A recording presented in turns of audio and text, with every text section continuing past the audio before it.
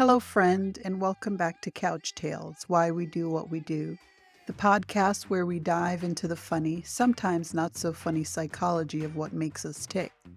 Just a reminder, this podcast is relationship real talk wrapped in friendly advice, but definitely not a substitute for professional counseling. All right, I'm your host, Analia, and today we're talking about something many couples face, but few discuss openly: mismatched needs in relationships, particularly around physical intimacy. Let me tell you about my friend Sarah, not her real name, of course. Sarah, who's in her early 50s, called me last week in a state somewhere between frustration and guilt. She's been dating Michael for about 5 months, a wonderful guy she met through mutual friends. They connect on so many levels.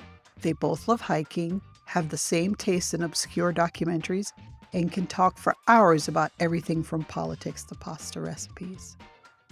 But there's been a growing elephant in the room. Sarah finally gathered her courage and told Michael something really important to her.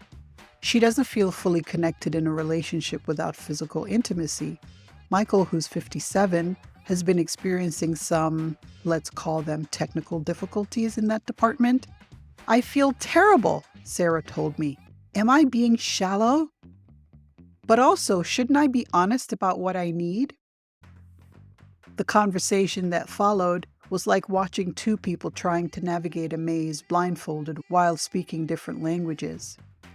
Michael felt inadequate and defensive. Sarah felt guilty but also frustrated. They both left feeling worse than when they started. Sound familiar to anyone? Maybe not this exact scenario, but the dance of trying to communicate our needs while not hurting someone you care about. It's basically Relationship 101, and somehow none of us got the textbook. What Sarah experienced is what relationship experts call an intimacy mismatch, and it's way more common than most people realize. A study by that famous sex researcher from Indiana, not the bearded Vienna couch doctor, but the one who shocked 1950s America by actually talking about what happens in bedrooms, found that nearly 80% of long-term couples experience some form of desire discrepancy at some point. Sarah called me the next day with an update that made me both laugh and wanted to give her a high five. "His voice sounded so nervous when he answered," she told me. "But then the strangest thing happened. Once we could actually hear each other, the whole conversation changed." Michael explained that his situation was medical, not a reflection of his attraction to her, and that he'd been avoiding the topic out of embarrassment. Sarah was able to express that intimacy for her wasn't just about the physical act, but about feeling desired and connected. By the end of the call, they were actually laughing together about how badly their first conversation had gone, and more importantly, they started brainstorming solutions together rather than seeing it as her problem versus his problem. So what's actually happening in our brains and bodies when we face these intimate mismatches? Let's break it down in a way that won't make your brain hurt. Number one, there's what psychologists call attachment needs, our deep-wired craving for secure connection. That famous British doctor who studied how babies bond with their caregivers found that our early experiences shape how we seek closeness and handle rejection throughout life. For many people like Sarah, physical intimacy isn't just about the physical sensations. It's a primary way they experience emotional security. When that's missing, it triggers ancient attachment alarms in the brain. That's your neurological wiring doing exactly what evolution designed it to do. From an evolutionary standpoint, this makes perfect sense. For our ancient ancestors, they were survival strategies. Different signals of commitment and connection would have helped our ancestors know their partner was invested in the relationship.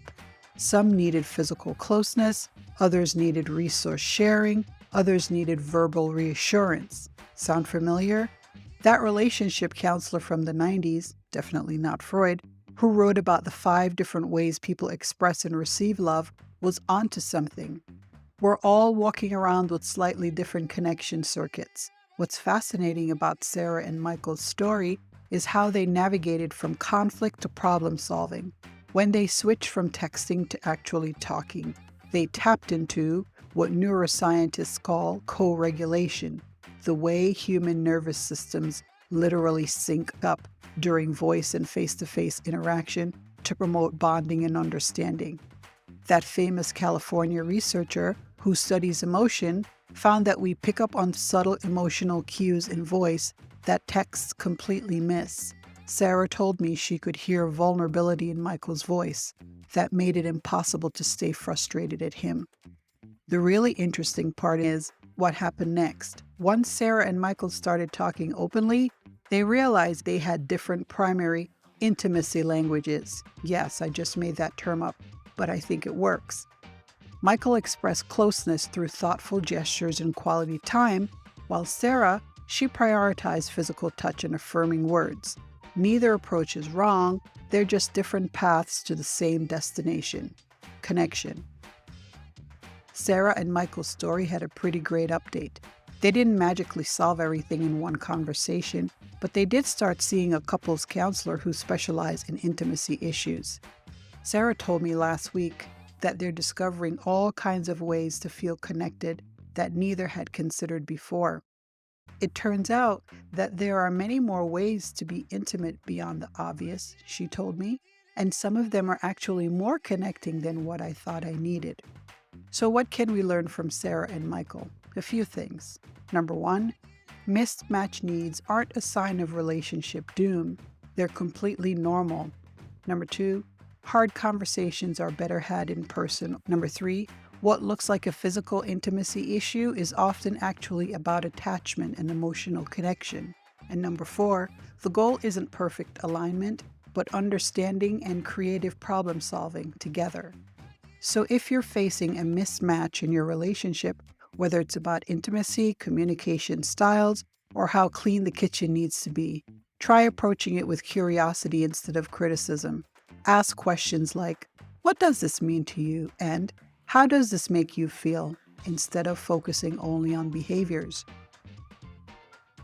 All right. That's it for today's episode of Couch Tales, Why We Do What We Do. I'm your host, Anna Leah.